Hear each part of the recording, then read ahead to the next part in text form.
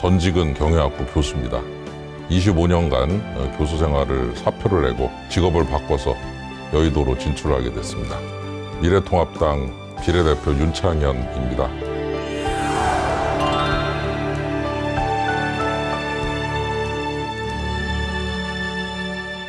생각나는 것은 우선 충청도 시골 학생, 문과이과 융합인재, 경제, 금융 전문가 이런 정도가 제일 좀 설명이 되는 것 같습니다. 대전에서 열심히 공부하고 잘해가지고 서울에 와서 이제 대학도 가고 그랬는데 1학년 때였는데 저랑 실험 파트너였던 우리 친구가 너 추석 때 집에 내려가냐라는 말을 집에라고 안 그러고 너 추석 때 시골에 내려가냐 이렇게 물어봤을 때 이 시골 학생이 엄청 충격을 받았습니다. 야, 이거 시골이구나. 대전 6대 도시였던 대전에 살던 이 시골 학생이 어린 마음에 충격을 받고 이제 그 다음부터 그 충격을 이겨내는 그런 과정을 통해서 이제 자신의 정체성을 깨달아가는 건데 지금 보면 아무것도 아니죠. 그러나 시골이라는 단어가 주는 좋은 의미도 있는데 서울과 지방 이런 데서 오는 약간의 그 묘한 그 격차 이런 게 좀 있다고 봐야 되겠죠.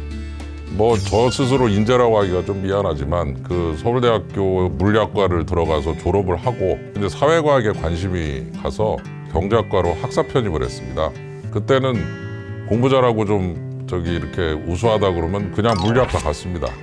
자연과학에 대한 그런 그 평가도 높았고 또 그것이 국가사회에 굉장히 도움이 되던 또 시절이었고 그래서 그런 그 전통이 있었던 것을 좀 그대로 받아들여서 이제 한번 공부해보자라는 그런 것도 좀 있었던 것 같고 경제학을 관심을 가지게 된 건 이제 대자보를 좀 빨간 글씨 파란 글씨 읽어보니까 신식민지 국가 독점 자본주의도 나오고 식민지 반봉건 사회도 나오고 이래서 야 이거 사람 먹고 사는 게 물리학 문제만 풀어서는 안 되는구나 이런 그 사회 체제라든가 경제학에 관련된 그런 것들이 참 중요하구나 이런 거를 좀 느끼게 됐어요. 그래서 다시 학번을 받고 다시 또 졸업했습니다. 그래서 졸업 증명서가 2개입니다. 학사학위.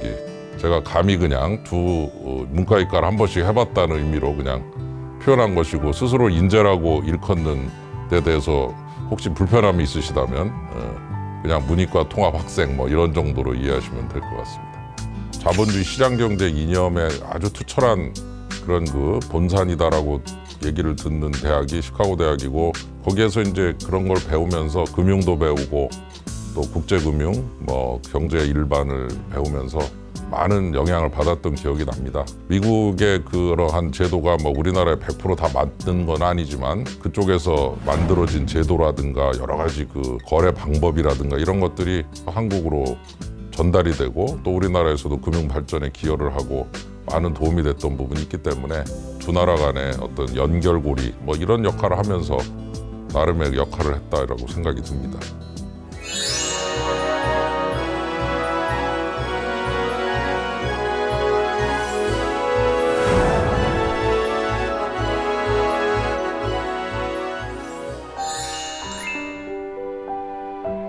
작지만 강한 나라.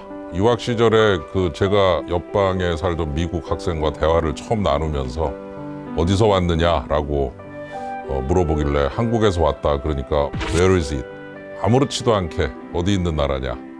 일본하고 중국은 아느냐 그랬더니 자펜하고 차이나는 안 돼요. 그래서 Between Japan and China. 모범답안 아닙니까?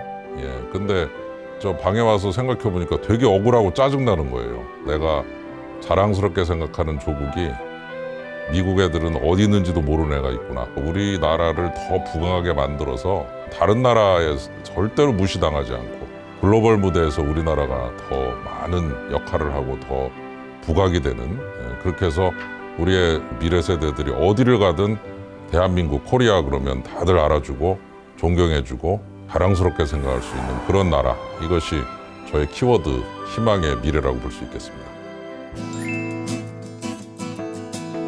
자유시장 경제가 잘 작동하려면 기업들에 대해서 친화적인 사고가 좀 필요한 것이 아니냐.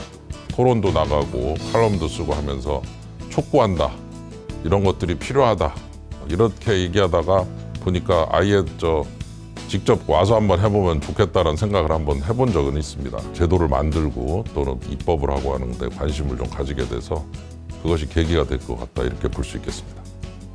그 갈등의 조정의 과정이고 최후의 과정이다라고 생각이 듭니다. 수많은 주장들을 최대한 담아내는 어떤 안을 만든다는 면에서 갈등의 최후의 조정의 장이기 때문에 효율적으로 잘 해내야 된다. 잘 싸우고 결론도 잘 내야 되는데 싸우기만 신나게 잘 싸우고 이제 결론이 안 나면 너무 소모적이고 실패로 끝날 가능성이 있다는 면에서 정치도 좀 효율적이 돼야 된다라는 것이 저의 정치관입니다.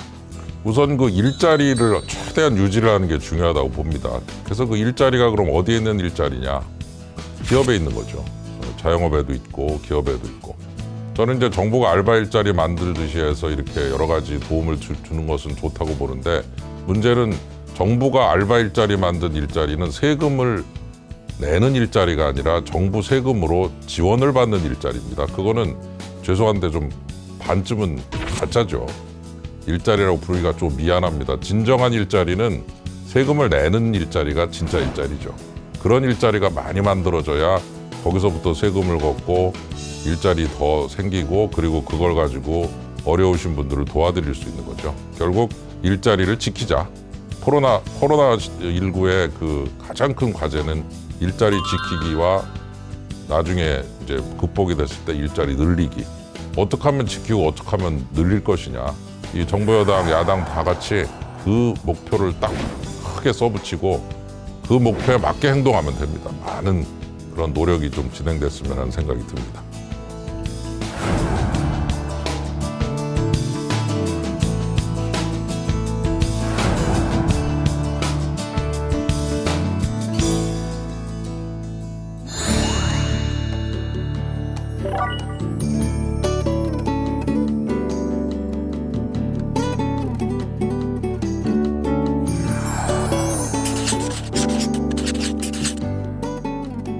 하차 혁명에서 진행되는 많은 변화가 금융산업을 완전히 뒤바꾸고 있습니다. 비트코인이라고 해서 이제 암호자산도 나와서 많은 주목을 받은 바 있고 블록체인도 나오고. 근데 이제 비트코인이 좀 그 가치가 너무 왔다 갔다 해서 그래서 이제 결제 수단을 쓰기 위해서 나온 게 스테이블 코인이라고 하는 게 새로운 게 나왔습니다. 또 중앙은행이 디지털 코인이라고 해서 아예 전자지갑에서 전자지갑으로 옮겨 다니는 코인을 형태로 화폐를 발행하는 것도 이제 시작이 될 조짐이 보여서 그런 그 부분을 아직 검토만 하고 있는데 미리 좀 플랫폼을 좀 깔아놓자. 뭐 핀테크도 그렇고 뭐 코인도 그렇고 중앙은행 발행 디지털 코인도 그렇고 많은 변화를 미리 법안에 담아놓고 준비를 해놓으면 길을 먼저 뚫어놓으면 그러면 이제 조금 이따 지나가면 되거든요. 근데 이제 길을 안 뚫어놓으면은 이거 길 없다 그러면 이제 그제서 뚫기 시작하면 늦거든요. 그런 면에서 미리 좀 길을 뚫는 형태의 그런 플랫폼을 만드는 그다음에 인터넷 금융도 마찬가지입니다. 앞으로 기대되는 바가 큰데 제약도 많고 한계도 많아서 그런 것들을 좀 하나의 법에 담아서 금융이 좀 잘 될 수 있도록 미리 좀 선제적으로 노력을 하자 이런 의미를 담았습니다. 4년 후에 가서 수고했다. 이거 너무 진부한데. 너 잘 만났다 뭐 이런 건가요? 영어를 가지고 해석을 할 때 아주 재밌게 해석을 하는 게 있어요. Nice to meet you. 너 잘 만났다. See you later. 두고 보자. 이렇게 그래서 좀 농담 삼아 한마디 드리면 그때까지 잘 열심히 했다는 것을 전제로 너 잘 만났다. 한번 더 두고 보자. 이렇게 한번 정리를 해보면 좋을 것 같습니다.